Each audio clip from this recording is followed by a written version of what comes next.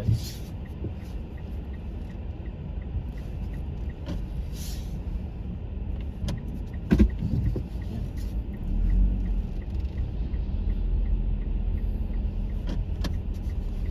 Oh, bawal kumaliwa. Ayan, kita niya, bawal kawila yung sign. Sobrang ano, slashy talaga ng daan guys. Yan, dito tayo. IC IC putik-putik. May ganda ng flag ng US at saka Amerika, Canada.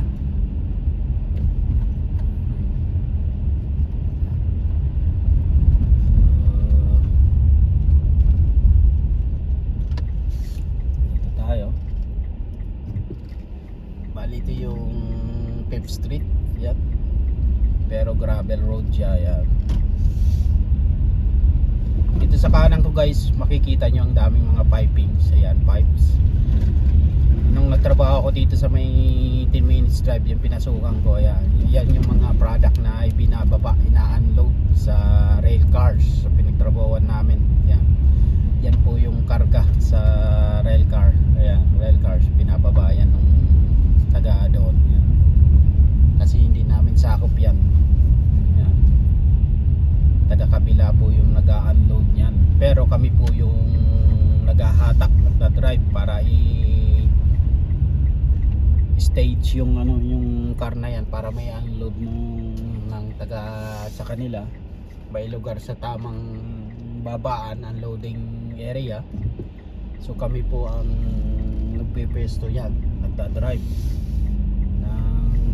kung ano man po yung gamit na panghatak ng mga rail cars na yan. Yan.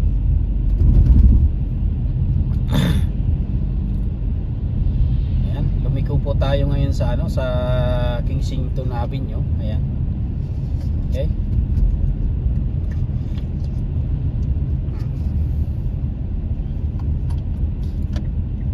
Ito yung dati kong pinasukat guys. Ayan. May mga bagong sasakyan dito. Ayan. Itong GMC Moray GM. Yan. Nag-work po tayo dyan.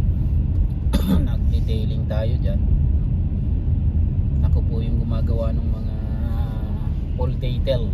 Let's say yung mga nag-trade in po, mga gusto magpalit ng sasakyan, yung mga kanilang mga car, ako po yung nag-aayos nun, nagpo-full detail. May mga sobrang matrabaho para po i-condition, pagandahin uli at magmukhang hindi naman totally brand new, bago ulit,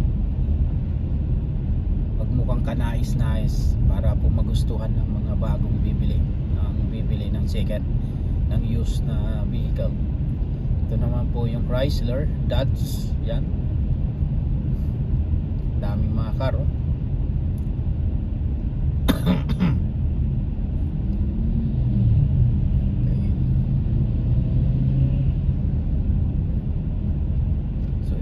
Walmart, pasilip ko sa inyo yung Walmart sa amin. Alam ko napakita ko na to sa inyo. Pasensya na guys, paulit-ulit lang ako ng ano, nang ipapakita sa inyo dahil dito grabe talsikan yung mga putik. Dahil di pa tayo gaanong nakakapag long drive, kaya dito lang muna sa amin sa Esteban. So ito po yung ano guys, yung Walmart, yan. Walmart, yan. Nung ako po ay na permanent residence, ito po yung una kong naging second na trabaho. Dahil nung once po na makuha natin yung PR or permanent residence, pwede po tayong mag second job. Yan. So taong 2013, papasok ng 2013, yun po yung nagtrabaho ko dyan bilang pangalawang trabaho ko po dyan pagkaka tapos ko sa isa kong trabaho sa pinaka full time ko. So ayan po yung ano, yung second job ko.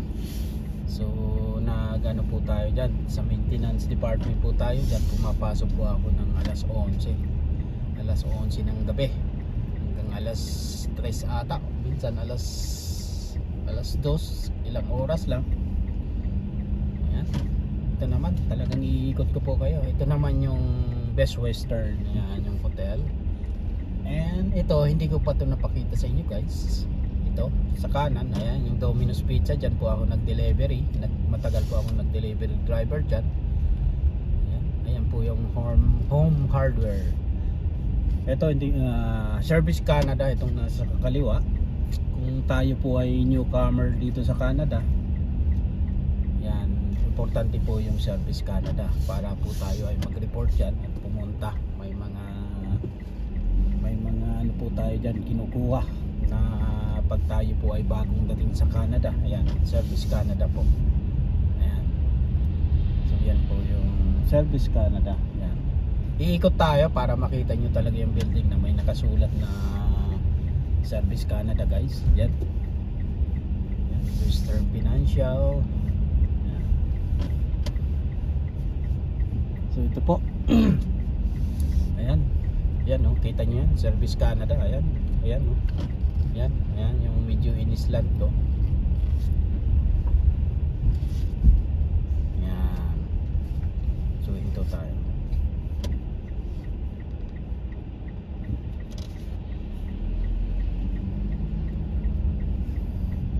And may isang hotel dito, likuran ng Best Western.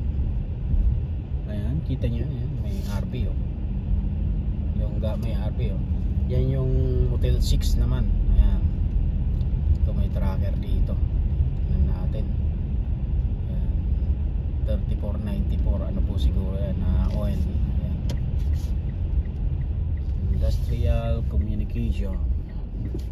Ayan, yung mga tower dito. So ito yun guys. Yan. So nandun naman yung Microtel.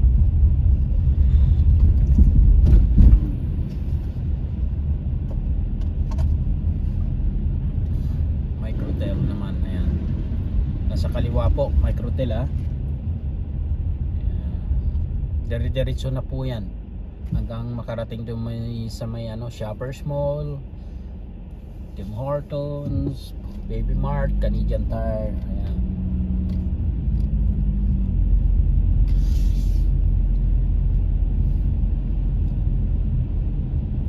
Parang gusto kong bumili ng bike. Ayan, naalala ko yung bike ko, may nagnakaw nung nag-move kami. Grabe nang nagasto ko doon dahil binila ko ng pinaganda yon, binila ko ng mga accessories. So mga almost $600 siguro yung nagasto ko na doon, tapos ninakaw lang. Sumabay na habang naghahakot siguro kami, nakisabay para kunwari naghahakot siya yung nagnakaw.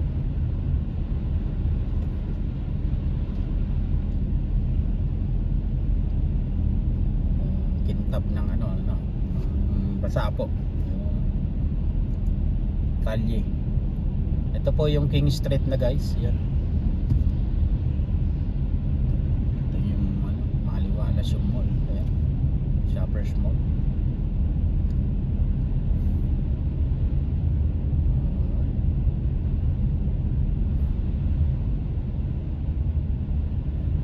Continue na natin tong King Street. Continue ikot. Saktuin ko lang po na 10 minutes na po yung haba ng video ko. Para pag in-upload natin hindi ganong mahaba. Ayan. Kung saan lang abutin. Ito ko na po.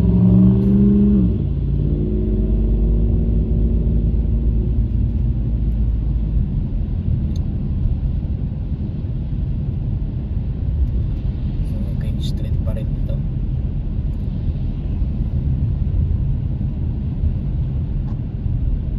Liliko ako dito guys sa may para sa may tangke ng water.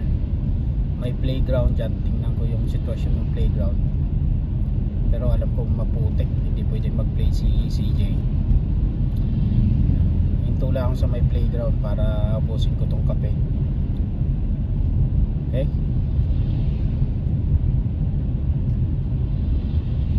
guys,